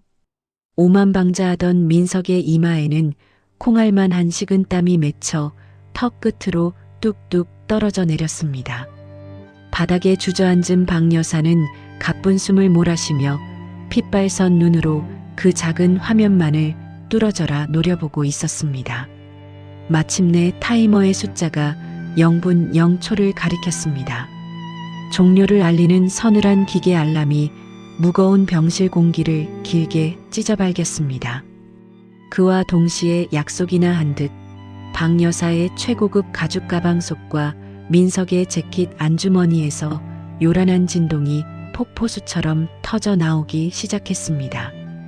마치 공습경보가 울리는 것처럼 그들의 휴대전화가 미친 듯이 떨리며 비명을 지르고 있었단 말입니다. 기겁을 한 민석이 사시나무 떨듯 진동하는 손으로 휴대전화를 꺼내 화면을 켰습니다. 연달아 팝업되는 메시지 창을 확인한 민석의 두 눈이 금방이라도 튀어나올 듯 팽창했습니다. 대한민국 최고 시중 은행들은 물론이고 민석이 내연녀의 이름으로 검은 돈을 세탁해 두었던 제2금융권, 심지어 프라이빗 뱅킹 센터에서까지 융단 폭격처럼 쏟아진 문자 메시지였거든요. 화면을 가득 채운 메시지의 내용은 단 하나같이 똑같았습니다. 거래 제한 안내. 법적 분쟁 및 가압류 집행으로 고객님의 모든 금융거래가 임시 제한됩니다. 출금 정지. 법원 명령에 따라 본 계좌의 입출금 및 이체 거래가 전면 통제되었습니다. 그것은 단순한 경고가 아니었습니다. 수십 년간 시아버지의 눈을 속여가며 피같이 모아둔 수백억 원의 비자금, 내연녀에게 넘긴 수십억짜리 상가 건물의 명의, 당장 오늘 저녁 최고급 백화점에서 긁어대야 할 VIP 신용카드의 한도까지 그들이 거머쥐고 있던 모든 금전적 권력이 단 1초 만에 완벽한 영원으로 증발해버린 겁니다. 이게 대체 뭐야? 내 계좌, 내 돈, 은행이 지금 내 전 재산을 다 묶어놨어. 민석이 휴대전화 화면을 부술듯이 두드리며 금수 같은 괴성을 질렀습니다. 바닥을 기어 민석의 휴대전화를 훔쳐본 박 여사 역시 헐떡이며 제 가슴을 쥐어뜯기 시작했습니다. 숨이 넘어갈 듯 발악하는 두 사람을 얼음장처럼 차갑게 내려다보며 수연이 마침내 최후의 쐐기를 박았습니다. 그녀의 목소리에는 단 한치의 떨림도 얄팍한 동정심도 없었습니다. 완벽한 심판자의 서늘함만이 묻어 있었거든요. 어머니는 살인미수, 그리고 아들 민석 씨는 존속살해 미수에 해당하는 아주 무거운 범죄 혐의입니다. 상속결격에 해당할 사안으로 즉각 수사와 보전 조치가 시작된 겁니다. 아버님 명의의 모든 계좌 및 자산은 지금 이 시간부로 임시거래 제한 조치가 완료되었습니다. 상속결격, 직계존속 살인미수, 그 묵직하고도 무시무시한 단어들이 박 여사의 고막을 때리자 그녀는 기괴한 비명을 지르며 수연의 정장 바지깃을 부여잡으려 허우적거렸습니다. 살인미수라니, 누가 누굴 죽여? 우리가 이 늙은이 목숨줄을 끊으려고 했다는 증거가 어딨어? 넌 무고죄로 감방에 쳐넣을 줄 알아. 이 천박한 것아. 박 여사가 눈을 뒤집으며 발악하는 바로 그 순간이었습니다. 굳게 닫혀있던 병실 문이 다시 한번 거칠게 열리며 검은색 점퍼 차림의 건장한 형사들이 일제히 들이닥쳤습니다. 수연의 등 뒤에 서 있던 변호인단이 길을 비키자 선두에 선 강력계 형사가 매서운 눈빛으로 박 여사와 민석을 쏘아보며 품에서 경찰 공무원증을 꺼내 들었습니다. 박미숙 씨는 살인미수, 차민석 씨는 존속살해미수, 그리고 특정경제범죄 가중처벌법상 횡령 및 배임 혐의로 긴급 체포합니다. 형사의 굵직한 목소리가 병실을 장악했습니다. 수연이 전날 밤부터 미리 강 변호사를 통해 수사기관에 넘겨둔 완벽한 증거들 때문이었습니다. 지하실 금고에서 찾아낸 수백억 대의 이중장부, 민석이 페이퍼 컴퍼니를 통해 재산을 빼돌린 차명 거래 내역, 그리고 무엇보다 거실에서 모자가 서로의 횡령을 폭로하며 아버지를 해야겠다고 발악하던 생생한 음성 녹음 파일까지, 이 모든 것이 교차 검증된 합법적이고 완벽한 물증이었으니 수사기관이 지체할 이유가 없었던 겁니다. 형사가 다가와 권리를 또박또박 고지하기 시작했습니다. 당신들은 진술을 거부할 권리가 있고 변호사를 선임할 수 있으며 법정에서 불리한 진술을 하지 않을 권리가 있습니다. 말이 채 끝나기도 전에 차갑고 묵직한 수갑이 두 사람의 손목을 향해 날아들었습니다. 평생 수천만 원짜리 명품 시계와 다이아몬드 팔찌만을 두르며 귀부인 행세를 하던 박 여사의 가녀린 손목에 서늘한 쇳덩어리가 맞물리며 소름 끼치는 금속음을 냈습니다. 손목이 완전히 꺾인 채 수갑이 채워지는 순간 신분 세탁을 꿈꾸며 평생을 고고하게 굴던 박 여사의 헛된 자존심도 그 자리에서 산산조각이 나고 말았거든요. 이거 나, 당장 놔라. 내가 누군 줄 알아. 내가 이 태성그룹의 안주인 박미숙이야. 감히 내 몸에 함부로 손을 대. 박 여사가 핏대를 세우며 발길질을 해댔지만 산전수전 다 겪은 억센 형사들에게 그런 발악이 통할 리 만무했습니다. 결국 제풀에 지친 그녀는 다리에 힘이 풀려 그 자리에 흉하게 처박히고 말았습니다. 화려하게 틀어 올렸던 머리는 산발이 되었고 수백만 원짜리 최고급 실크 블라우스는 병실 바닥에 먼지를 뒤집어 쓴 채 걸레짝처럼 구겨졌습니다. 그 옆에 민석은 더욱 가관이었습니다. 수백억 전 재산이 묶여버린 데다 차가운 수갑까지 찬 민석은 자신의 가장 큰 무기였던 휴대전화마저 증거물로 압수당하자 그야말로 혼이 나간 표정이 되었습니다.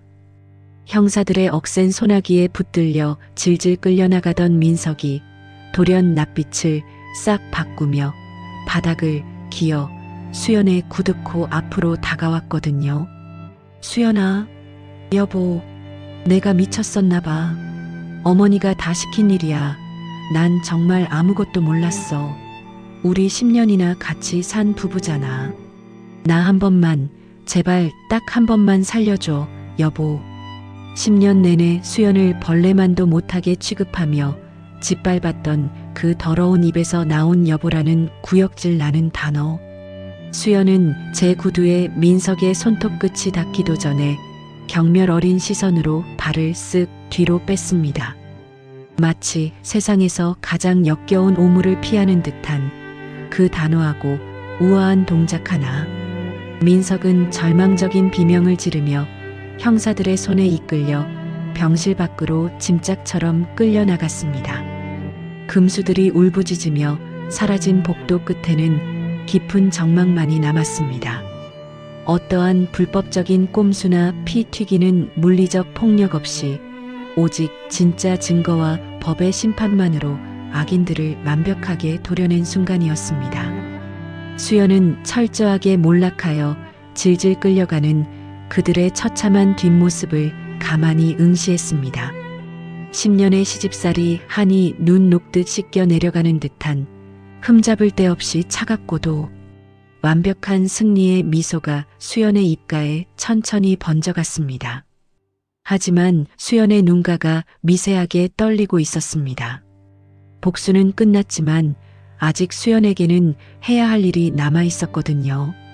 차가운 심판자의 갑옷을 벗어던지고 10년간 자신을 지켜준 유일한 사람에게 돌아가야 할 시간이었습니다. 거친 폭풍우가 휩쓸고 간 VIP 중환자실. 이명처럼 울리던 고함과 발악이 사라진 자리에는 무겁고 서늘한 정적만이 내려앉았습니다. 조금 전까지 핏대를 세우며 악을 쓰던 박 여사와 민석이 형사들의 거친 손에 짐짝처럼 끌려나갔거든요. 변호인단마저 조용히 철문을 닫고 물러난 직후였습니다. 병실 바닥에는 박 여사가 발악하다 걷어찬 고급 가죽 의자가 흉하게 나뒹굴고 있었습니다. 그 옆으로 시아버지의 목숨줄을 끊어내려 서명하려던 연명치료 중단 동의서가 처참하게 구겨진 채 버려져 있었죠. 너절하고도 끔찍한 탐욕의 잔해들.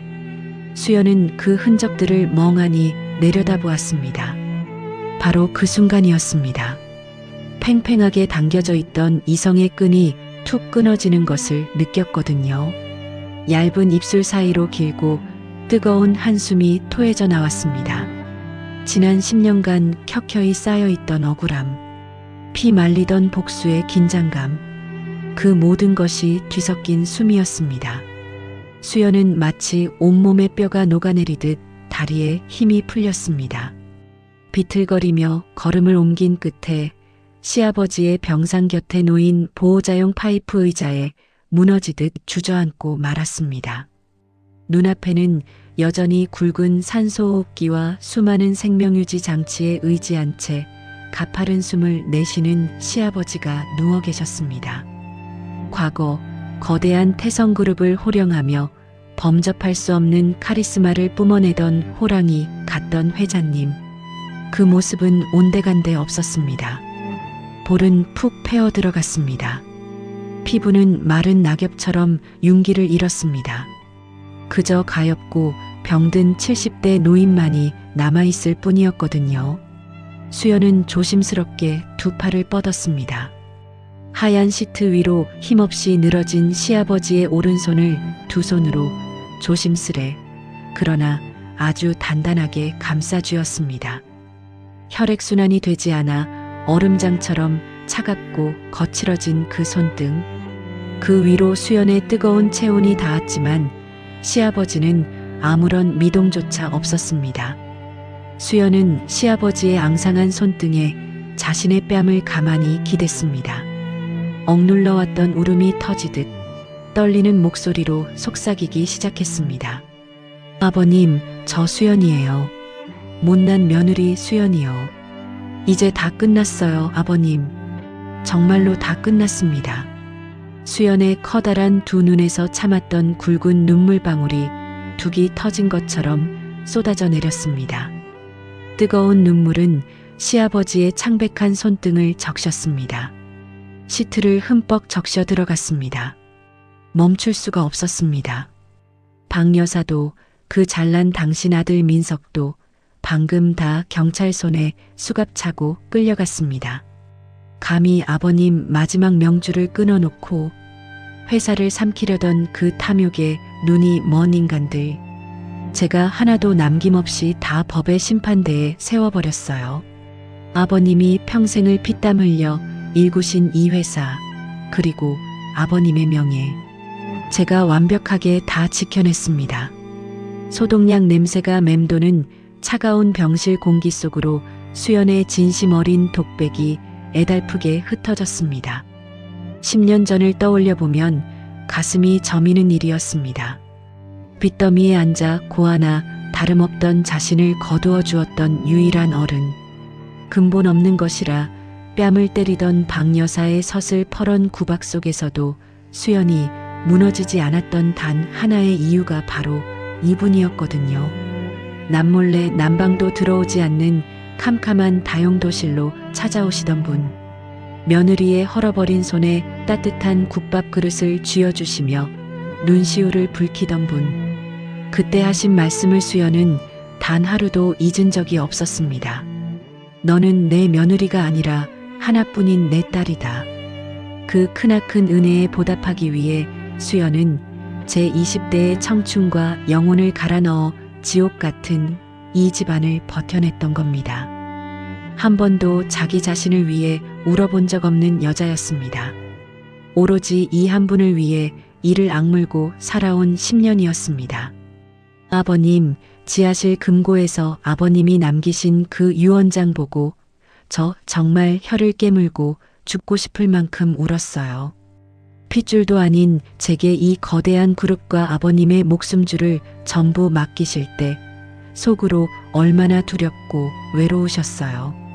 혼수 상태에 빠지시는 그 끔찍한 찰나의 순간에도 그 피 묻은 쪽지를 제 손에 쥐어주시려고 얼마나 안간힘을 쓰셨냐고요. 수연의 목소리는 이제 처절한 오열로 변해 있었습니다. 말 한마디를 내뱉을 때마다 온몸이 부서지는 것 같았습니다. 하지만 해야 할 말이 남아 있었습니다. 그러니까 아버님, 이제 아무도 그 어떤 인간도 아버님 털끝 하나 건드리지 못해요. 제가 무슨 일이 있어도 아버님 곁에서 완벽한 방패가 되어 다 지킬 겁니다. 그러니까 이제 제발 그 무거운 짐 다 내려놓으시고 마음 편히 눈 좀 떠보세요. 네. 수연아 밥은 먹었느냐고 제 이름 한 번만 다정하게 다시 불러주세요. 아버님. 수연의 애절한 목소리가 텅 빈 병실을 먹먹하게 채웠습니다. 자신을 믿고 모든 권력을 넘겨준 시아버지의 그 처절한 믿음 앞에서 수연은 차마 고개를 들지 못했습니다. 아이처럼 소리내어 울었습니다. 자신의 뺨에 닿은 시아버지의 굳은 손가락 마디마디에 살아생전 그녀의 어깨를 토닥여주던 그 따뜻한 온기가 고스란히 남아있는 것만 같았거든요. 가슴이 미어질 듯 아팠습니다. 바로 그때였습니다. 기적 같은 순간이었습니다. 수연의 뜨거운 눈물이 닿아 축축해진 시아버지의 검지손가락 끝이 아주 미세하게 떨리기 시작했습니다. 자신의 뺨에 닿은 그 작은 진동에 수연이 숨을 멈춘 찰나 생명력이라곤 한 줌도 남아있지 않은 줄 알았던 시아버지의 굽은 손가락들이 천천히 그러나 아주 묵직하고 단단한 힘으로 수연의 손바닥을 꽉 마주 잡아온 겁니다.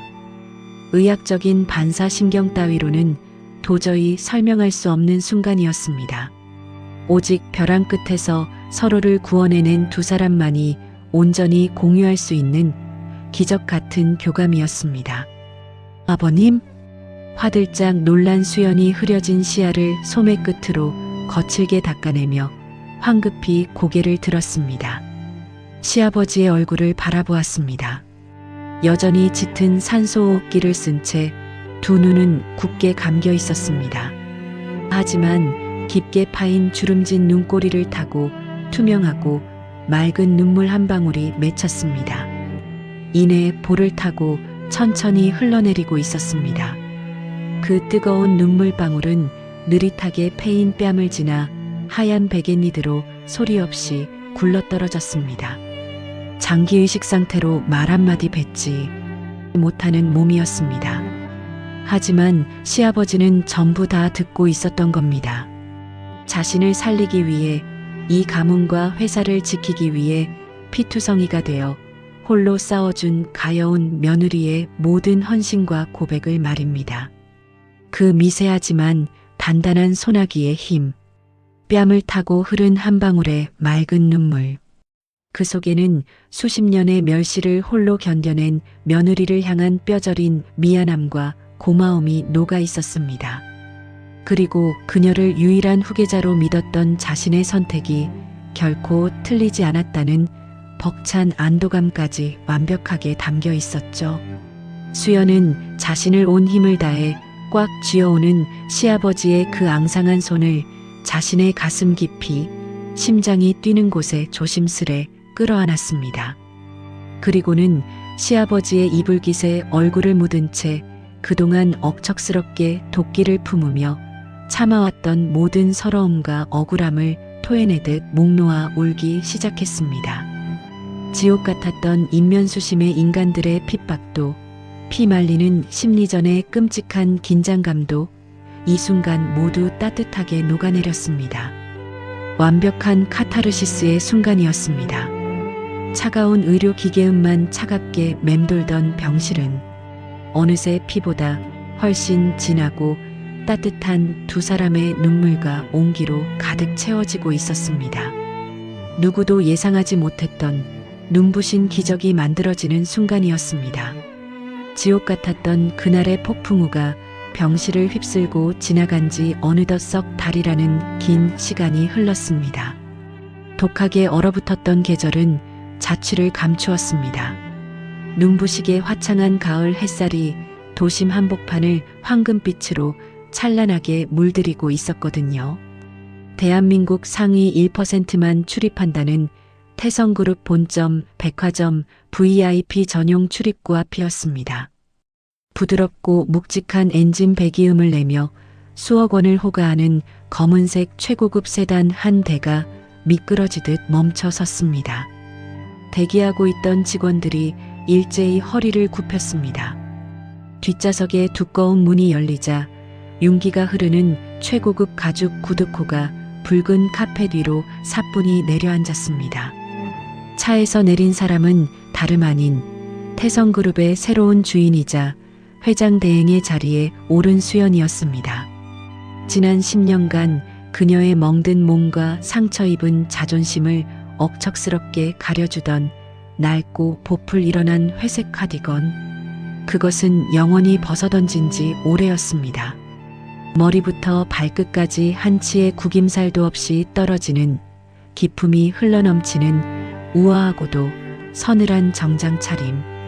그녀가 당당하게 고개를 드는 순간이었습니다.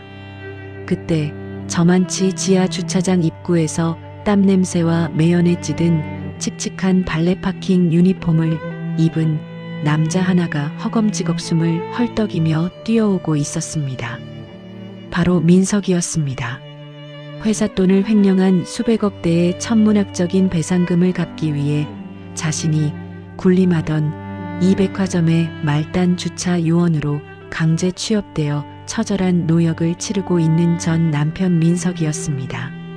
과거 이탈리아 장인이 만든 수백만 원짜리 명품 슈트만 고집하며 아내를 짓밟고 벌레 취급하던 그 오만방자했던 남자의 모습? 온데간데 없었습니다. 구겨진 유니폼 사이로 비죽 튀어나온 셔츠 깃은 새카만 때가 타 있었습니다. 땀범벅이 된 얼굴은 수치심과 피로에 찌들어 잿빛으로 죽어 있었죠. 민석은 숨을 헉헉거리며 달려와서는 수연의 구두코를 향해 90도로 허리를 꺾었습니다. 가장 비굴하고 납작한 목소리로 머리를 조아렸습니다. 어서 오십시오, 회장님. 10년을 한 입을 덮고 산 아내에게 회장님이라 부르며 고개를 숙이는 꼴이었습니다. 하지만 수연은 그런 민석의 처참한 몰골을 향해 단 1초의 시선조차 주지 않았습니다. 자신의 발밑에서 파르르 떨고 있는 민석을 투명 인간 취급하며 앞만 올곧게 바라보았습니다. 수연은 손에 쥐고 있던 묵직한 자동차 키를 민석의 굽은 가슴팍을 향해 가볍고도 무심하게 던졌습니다. 허공을 가른 차가운 금속 열쇠가 민석의 명치에 무겁게 부딪혔습니다. 민석은 황급히 두 손을 뻗어 그 열쇠를 생명줄처럼 받아 안았습니다. 수연은 미련 없이 돌아섰습니다. 수많은 수행원의 깍듯한 호의를 받으며 백화점의 거대한 회전문 안으로 당당하게 걸어 들어갔습니다. 철저하게 박살 나버린 민석의 얄팍한 자존심 위로 가을의 찬바람만이 매섭고 쓰라리게 스쳐 지나갈 뿐이었습니다. 장면이 날카롭게 전환됩니다. 화려한 도심에서 한참이나 멀리 떨어진 서울 외곽의 낡고 비좁은 동네였습니다. 햇빛 한 줌 들어오지 않아 벽지 곳곳에 새카만 곰팡이가 슬어 있는 곳. 하수구에 퀴퀴한 악취가 코를 찌르는 낡은 반지하 단칸방 부엌이었습니다. 그 얼음장처럼 차가운 시멘트 바닥에 누런 신문지를 깔고 쭈그려 앉아 언제 얻어온지도 모를 시어 빠진 김치 꼬다리를 썰고 있는 늙고 초라한 여자가 있었습니다. 평생 수천만 원짜리 다이아몬드 반지와 최고급 실크만을 만지던 그 곱던 손. 그 손으로 날이 다 빠진 싸구려 플라스틱 식칼을 위태롭게 쥐고 있는 사람이었습니다. 자신이 빼돌렸던 비자금을 모조리 압수당하고 완벽하게 몰락하여 길거리로 나앉은 방 여사였습니다. 그녀의 굽은 등 뒤로 서늘하고도 익숙한 구두 발소리가 멈춰 섰습니다. 칼질을 멈추고 고개를 돌린 방 여사의 탁한 눈동자에 눈부시도록 우아한 자태의 수연이 차갑게 내려다보는 모습이 담겼습니다. 수연은 들고 있던 최고급 가죽 핸드백을 열었습니다. 얇은 서류 봉투 하나를 꺼내더니 방 여사의 때 낀 도마 옆으로 무심하게 내려놓았습니다. 이번 달 생활비 정확히 30만 원입니다. 얼음장 같은 수연의 목소리가 단칸방에 찬 공기를 갈랐습니다. 방 여사의 어깨가 크게 튀어 올랐습니다. 분함과 뼛속까지 파고드는 수치심에 핏기가 하얗게 가신 입술이 파르르 떨렸습니다. 30만 원. 한때는 백화점 VIP 라운지에서 밥 한 끼, 차 한 잔 마시는 값도 안 되던 알량한 푼돈이었습니다. 하지만 지금의 방 여사는 당장 내일 아침 낡은 양은 냄비에 끓여 먹을 쌀한 줌조차 없는 빚더미 위에 완벽한 빈털터리 신세였거든요. 방 여사는 도끼 품은 눈으로 수연을 노려보려 했습니다. 하지만 며칠을 제대로 먹지 못해 덜덜 떨리는 두 손은 본능적으로 움직였습니다. 그 얇은 돈봉투를 덥석 움켜쥐고 말았습니다. 자신의 발밑에서 그토록 천대하던 며느리가 주는 돈으로 비참하게 생명줄을 연명하는 시어머니. 그 모습을 한치의 흔들림 없는 눈빛으로 내려다보며 수연이 마지막 쐐기를 박았습니다. 오해하지 마시죠. 저는 당신들처럼 사람 목숨줄을 함부로 끊으려 드는 야만적인 짓은 하지 않습니다. 법이 정한 대한민국 국민으로서의 기초 생계와 최소한의 치료는 확실하게 보장해 드릴 테니까요. 수연은 한 걸음 더 다가갔습니다. 방 여사의 귓가에 대고 서늘하게 속삭였습니다. 단지 남의 피눈물을 짜내어 누리던 당신의 그 역겨운 사치만 끊어냈을 뿐입니다. 앞으로 당신이 먹는 혈압약 값은 제가 병원에 직접 결제할 테니 평생 2번 다시 당신 손으로 지폐 한 장 만질 생각은 꿈도 꾸지 마십시오. 그것이 당신이 치러야 할 영원한 죗값이니까요. 억지스러운 육체적 폭력도 피가 튀는 잔혹한 복수도 없었습니다. 오직 철저하게 합법적이고 품격 있는 완벽한 경제적 통제이자 오만한 악인들을 향한 가장 잔인한 참교육의 완성이었죠. 그리고 다시 며칠 뒤 서울 근교의 맑은 공기가 감도는 최고급 요양병원의 넓은 야외 정원이었습니다. 가을빛이 완연하게 물든 붉은 단풍나무 사이로 맑은 풀벌레 소리가 기분 좋게 울려 퍼지는 평화롭고 나른한 오후였습니다. 따사롭게 쏟아지는 금빛 햇살 한가운데 푹신한 최고급 휠체어에 앉아 계신 시아버지의 모습이 보였습니다. 며느리 수연의 지극정성 어린 헌신과 최고급 의료진의 밀착 보살핌 덕분에 기적처럼 의식을 온전히 되찾고 하루가 다르게 건강을 회복해 가는 중이었거든요. 생사의 갈림길에서 고통받던 파리한 얼굴은 온데간데 없었습니다. 이제는 제법 혈색이 도는 뺨 위로 예전에 온화하고 자애로운 미소가 넉넉하게 번져가고 있었습니다. 수연은 10년의 세월을 짓누르던 낡은 카디건도 차가운 복수자의 검은 정장도 아닌 부드럽고 따뜻한 베이지색 니트 차림이었습니다. 시아버지의 휠체어 뒤에 서 있던 그녀가 천천히 걸음을 옮겨 앞으로 다가왔습니다. 무릎을 굽혀 앉았습니다. 그리고는 병실에서 기적처럼 자신을 붙잡아 주었던 이제는 한결 따뜻해진 시아버지의 두 손을 조심스레 맞아봤습니다. 수연은 10년 만에 처음으로 미소를 지었습니다. 어떠한 불안이나 눈물도 섞이지 않은 세상에서 가장 환하고 편안한 미소였습니다. 그리고 속삭였습니다. 아버님, 그 길고 춥던 겨울 같은 시간은 이제 다 지나갔어요. 우리의 진짜 봄은 바로 오늘 이제부터 시작이에요.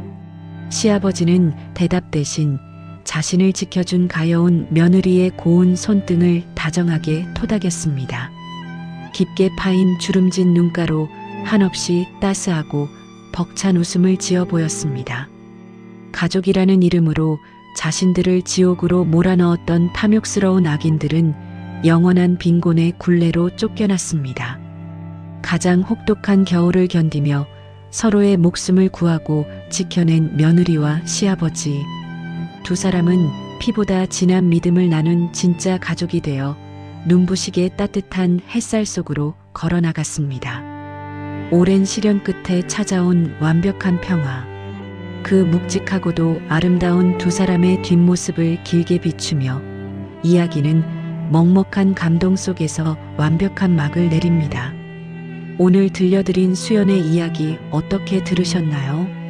10년이라는 긴 세월 동안 금수만도 못한 취급을 받으면서도 묵묵히 시아버지를 지켜낸 수연의 눈물겨운 헌신이 마침내 기적을 만들어냈습니다. 탐욕에 눈이 멀어 천륜마저 저버리려 했던 박여사와 민석. 어설픈 멱살잡이나 불법 없이 오직 합법적이고 우아하게 악인들의 목줄을 조여버린 수연의 복수는 참으로 통쾌하고도 품격 있었습니다. 구독자 여러분, 만약 여러분이 수연이었다면 발밑에서 벌벌 떠는 시어머니에게 30만 원이 든 생활비 봉투 건네며 어떤 한마디를 남기셨을까요? 여러분만의 속 시원한 사이다 멘트를 지금 바로 댓글로 남겨주세요. 하나하나 읽어보며 여러분과 함께 속을 뻥 뚫어보겠습니다. 오늘 수연의 반격에 가슴이 뜨거워지셨다면 시아버지와 함께 맞이할 수연의 따뜻한 진짜 봄날을 응원하신다면 구독과 좋아요 그리고 알림 설정까지 꼭 눌러주세요. 지금까지 인생사연지혜의 명품 드라마였습니다. 끝까지 함께 해주셔서 감사합니다.